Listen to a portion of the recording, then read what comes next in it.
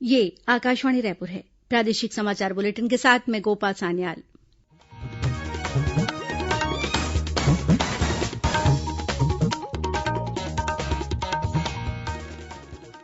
और पेश है आज के मुख्य समाचार। जेईई मेन्स और नीट यूजी परीक्षा अपने निर्धारित कार्यक्रम के अनुसार सितंबर में होंगी। छत्तीसगढ़ सरकार ने अंतर्राज्यीय और अखिल भारतीय पर्यटक परमिट वाले यात्री वाहनों के संचालन को अनुमति दे दी है। विधानसभा में आज अनुपूरक बजट के साथ ही 10 विधेयक पेश किए गए। और मौसम विभाग ने अगले 24 घंटों के दौरान छत्तीसगढ़ के 8 जिलों के लिए रेड अलर्ट जारी किया।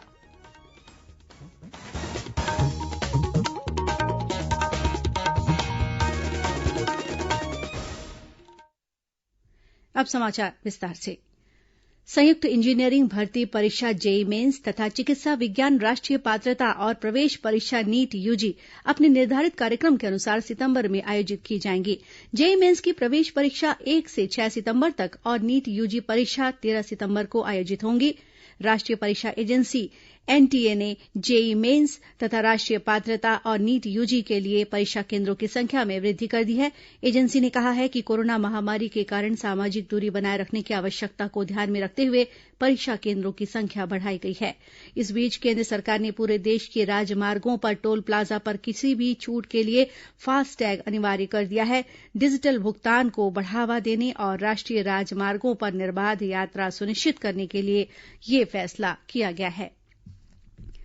बिलासपुर से भोपाल के बीच वाणिज्य विमान सेवा शुरू की जाएगी। केंद्रीय नागरिक उड्डयन मंत्रालय के इस फैसले का मुख्यमंत्री भूपेश बघेल ने स्वागत किया है। मुख्यमंत्री ने विभागीय राज्यमंत्री हरदीप सिंह पुरी को ट्वीट कर बिलासपुर से भोपाल के बीच इस सेवा के शुरू होने पर खुशी जाहिर की है। श्री बघेल ने उम्मीद जताई है कि यह सेवा शुरू होने से छत्तीसगढ़ को हवाई सेवा का सही फायदा मिलेगा। साथ ही मुख्यमंत्री ने केंद्रीय राज्यमंत्री से विमान सेवा के जरिये बिलासपुर को दिल्ली और मुंबई जैसे महानगरों से जोड़ने का भी आग्रह किया है। छत्तीसगढ़ सरकार ने अंतर्राज्यीय और अखिल भारतीय पर्यटक परमिट वाले यात्री वाहनों के संचालन को अनुमति दे दी है। परिवहन विभाग ने आज इस संबंध में आदेश जारी कर दिया है।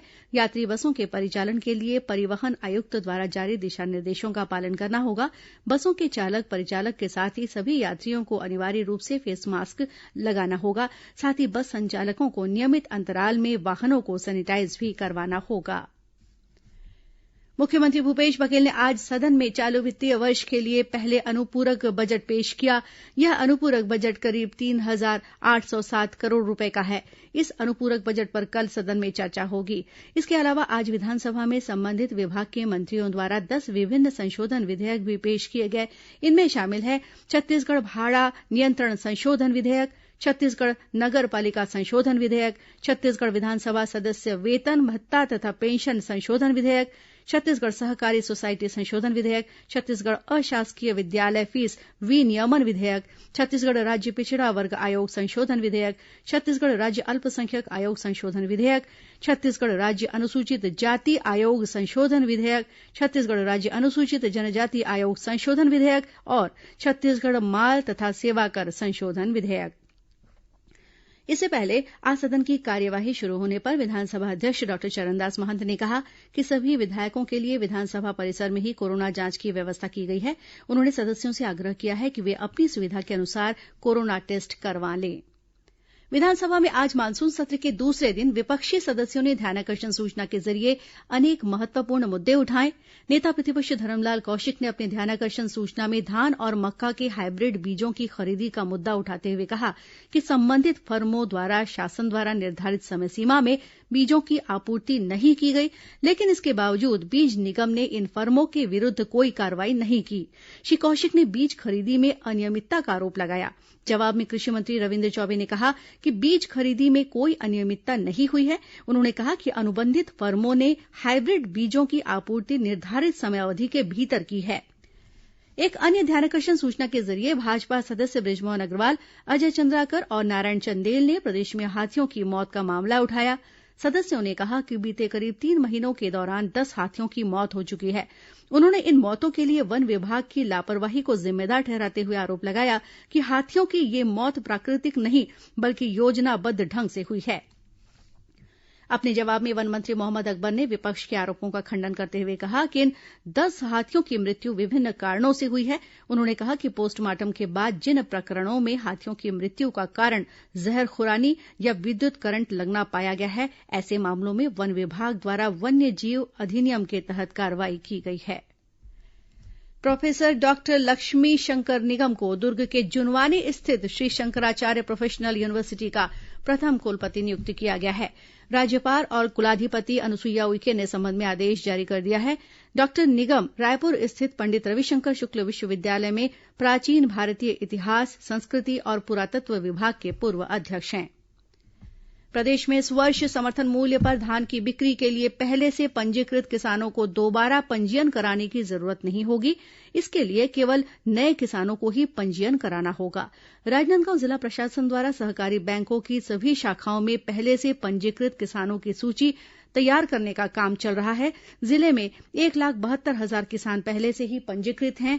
आगामी 31 अक्टूबर तक धान खरीदी के लिए नए किसान अपना पंजीयन करा सकेंगे। प्रादेशिक समाचार आप आकाशवाणी रायपुर से सुन रहे हैं। छत्तीसगढ़ की खबरों से है आपका वास्ता और खबरों की विश्वसनीयता से है हमारा वास्ता। आकाशवाणी समाचार रायपुर के प्रादेशिक समाचार बुलेटिन के साथ ही हमारे समसामयिक कार्यक्रम आप रेडियो के अलावा अपने मोबाइल पर भी सुन सकते हैं। आकाशवाणी समाचार फेसबुक, ट्विटर और यूट्यूब पर भी उपलब्ध है। हमारा Facebook page Chhattisgarh news on AIR, Twitter handle CGAIR news और हमारा यूट्यूब चैनल है छत्तीसगढ़ AIR न्यूज। तो अब रेडियो के साथ ही आपके मोबाइल के जरिए भी हम पहुंच रहे हैं आप तक। छत्तीसगढ़ की हर खबर के लिए सुनते रहिए आकाशवाणी समाचार। और अब आगे बढ़ते हैं बाकी के समाचारों की ओर। प्रदेश में कोरोना संक्रमित मरीजों के आंकड़ों में लगातार बढ़ोतरी हो रही है। आज छत्तीसगढ़ उच्च न्यायालय के एक न्यायाधीश के अलावा बिलासपुर कलेक्टर और कांग्रेस के एक नेता भी कोरोना पॉजिटिव पाए गए हैं। कोरोना संक्रमण के प्रारंभिक लक्षण पाए जाने के बाद न्यायाधीश और जिला कलेक्टर ने अपनी कोरोना जांच कराई थी। वहीं बिलासपुर में ही सीपत थाना प्रभारी की कोरोना जांच रिपोर्ट पॉजिटिव आने के बाद थाने को सील कर दिया गया है। इस थाने का कामकाज फिलहाल मस्तूरी थाने से किया जा रहा है। कोरोना संक्रमण के चलते बिलासपुर में अब तक 5 थानों को सील किया जा चुका है। इससे पहले कल राज्यपाल के सचिव भी कोरोना पॉजिटिव पाए गए थे। उधर बीजापुर जिला चिकित्सालय में पदस्थ एक चिकित्सक की मौत हो गई है। मृत्यु के बाद उनकी कोरोना जांच रिपोर्ट पॉजिटिव आई है। बताया जाता है कि पिछले दिनों उनकी ड्यूटी कोरोना वार्ड में लगाई गई थी। जिले में कोरोना संक्रमण से अब तक 5 लोगों की मौत हो चुकी है। इधर महासमुंद जिले में एक डिप्टी कलेक्टर सहित 2 अधिकारियों के कोरोना पॉजिटिव पाए जाने के बाद कलेक्ट्रेट कार्यालय में बाहरी व्यक्तियों के प्रवेश पर 31 अगस्त तक रोक लगा दी गई है। कलेक्ट्रेट में पदस्थ अन्य सभी कर्मचारियों की भी कोरोना जांच कराई गई है। इसके अलावा महासमुंद नगर पालिका को भी सील कर दिया गया है। जिले में कल कोरोना से संक्रमित 40 नए मरीज मिले थे। वहीं दुर्ग जिले में आज अब तक कोरोना संक्रमित 87 नए मरीजों की पहचान हुई है, जिनमें BSF के 14 जवान और 1 पार्षद भी शामिल हैं। वहीं रायगढ़ में आज अब तक 52 नए कोरोना पॉजिटिव मरीज मिले हैं। इनमें कयाघाट इलाके में स्थित जिला जेल के 15 कैदी भी शामिल हैं। इस बीच रायगढ़ के कयाघाट मोहल्ले को कंटेनमेंट जोन बनाए जाने पर आज स्थानीय महिलाओं ने काफी हंगामा किया। इन महिलाओं ने कहा कि कंटेनमेंट जोन बनाए जाने से उनकी रोजी रोटी बंद हो गई है। उन्होंने बैरिकेड्स खोलने की मांग की। बाद में जिला प्रशासन के अधिकारियों द्वारा आश्वासन देने के बाद यह मामला शांत हुआ। इस बीच दोहरे हत्याकांड के आरोप में रायगढ़ से गिरफ्तार ओडिशा का एक पूर्व विधायक भी कोरोना संक्रमित पाया गया है। जेल अधीक्षक ने बताया कि तबीयत खराब होने के बाद आरोपी को निजी अस्पताल में भर्ती कराया गया था, जहां कोरोना जांच में इसकी रिपोर्ट पॉजिटिव आई है। उधर बस्तर के जिला मुख्यालय जगदलपुर में आज 7 कोरोना संक्रमित मरीज मिले हैं। इस बीच रायपुर में कलेक्टर ने जिले में बढ़ते कोरोना संक्रमण को देखते हुए आदेश जारी किया है कि अब रायपुर जिले में राशन दुकानों और पेट्रोल पंपों पर बिना मास्क पहने पहुंचने वाले लोगों को राशन या पेट्रोल डीजल नहीं दिया जाएगा। प्रदेश में कल कोरोना पॉजिटिव 1287 नए मरीजों की पहचान की गई थी। वहीं कल एक ही दिन में 15 लोगों की कोरोना संक्रमण से मौत भी हो गई। स्वास्थ्य विभाग ने प्रदेश में कलेक्टरों द्वारा होम आइसोलेशन के लिए अनुमति देने के लिए प्रत्येक जिले हेतु निर्धारित मरीजों की संख्या सीमा की बंदिश को खत्म कर दिया है। अब कलेक्टर होम आइसोलेशन के लिए उपयुक्त पाए जाने वाले कोरोना के लक्षण रहित मरीजों को संख्या सीमा की बाध्यता के बिना अनुमति दे सकेंगे। इस बीच प्रदेश में सबसे अधिक कोरोना संक्रमित मरीज पाए जाने वाले शहरों में कोरोना पॉजिटिव मरीजों के स्वास्थ्य पर लगातार निगरानी रखने के लिए interactive voice response system IVRS की शुरूआत की जा रही है। इस सिस्टम के माध्यम से कोरोना संक्रमित मरीजों के होम क्वारेंटाइन या होम आइसोलेशन में रहने तथा अस्पताल से डिस्चार्ज होने के बाद भी उनके सेहत के बारे में जानकारी जुटाई जाएगी। राजनांदगांव के मुख्य चिकित्सा और स्वास्थ्य अधिकारी डॉक्टर मिथिलेश चौधरी ने बताया कि सिस्टम से अधिक कोरोना संक्रमण वाले इलाकों में लोगों को समय पर स्वास्थ्य सुविधाएं मुहैया कराने में मदद मिलेगी। उन्होंने लोगों से अपील की है कि वे इस सिस्टम के माध्यम से अपने सेहत की सही जानकारी विभाग को उपलब्ध कराएं। इसके लिए एक टोल फ्री नंबर जारी किया जाएगा। राजधानी रायपुर में यह सुविधा पहले से ही शुरू हो चुकी है। कोरोना संक्रमण पर नियंत्रण के मद्देनजर आम आदमी पार्टी द्वारा राज्य में ऑक्सीजन जांच अभियान चलाया जाएगा। यह जानकारी पार्टी के प्रदेश अध्यक्ष कोमल हुपेंडी ने दी है। उन्होंने बताया कि दिल्ली सरकार ने कोरोना संक्रमण से निपटने के लिए कई प्रभावी कदम उठाए हैं। उसी की तर्ज पर छत्तीसगढ़ में भी यह अभियान चलाया जाएगा। महासमुंद जिला मुख्यालय से 12 किलोमीटर की दूरी पर स्थित खट्टी गांव में 21 हाथियों का एक दल मौजूद होने की खबर मिली है। इन हाथियों ने खेतों में लगी फसलों को काफी नुकसान पहुंचाया है। वन विभाग की टीम मौके पर पहुंच गई है और हाथियों की गतिविधियों पर नजर रखे हुए है। इस बीच बलौदाबाजार भाटापारा जिले में वन्य प्राणी के अवैध शिकार और इसकी बिक्री के मामले में 5 आरोपियों को गिरफ्तार किया गया है।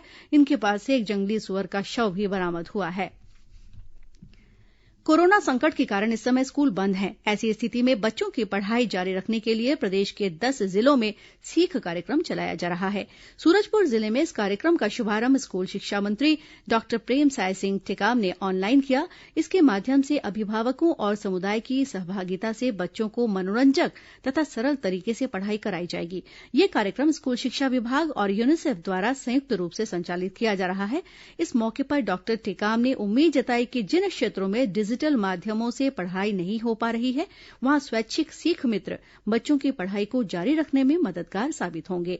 इस अवसर पर छत्तीसगढ़ में यूनिसेफ कार्यालय के प्रमुख जॉब जचारिया ने बताया कि सीख कार्यक्रम के तहत प्रत्येक गांव में एक सीख मित्र नियुक्त किया जाता है, जो दिन में कम से कम 2 घंटे सामुदायिक स्तर पर बच्चों की पढ़ाई कराने में मदद करते हैं।